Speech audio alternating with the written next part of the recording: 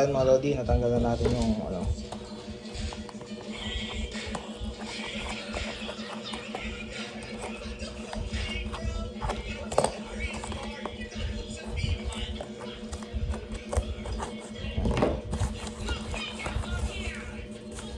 So ayan mga lodi. Ayan, ito yung tunay na bigat niya. Kanina medyo magani, gawa ng nung may cover, malambot yung hawakan. Mukhang magani. Ito yung mukhang tunay yung ano niya, bigat. Mukhang makapal. So ayan mga lodi, ito yung tsura niya. Stainless Sky Japan. Ayan, ganyan siya kakapal. Ito yung 4 scale. Yan mga lodi, 4 scale.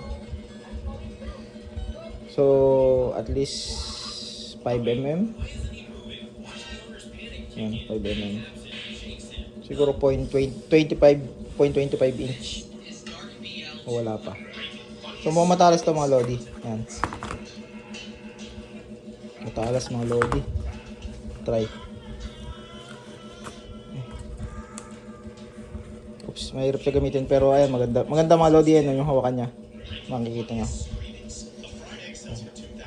So meron pa tayong biniling ano din, yung stainless ito. Manipis lang siya, ayun oh. Sobrang nipis niya.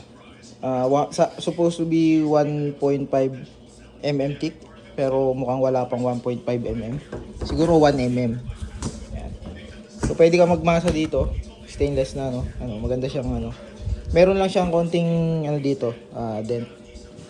Yan. So ayan yung ating binili na ano.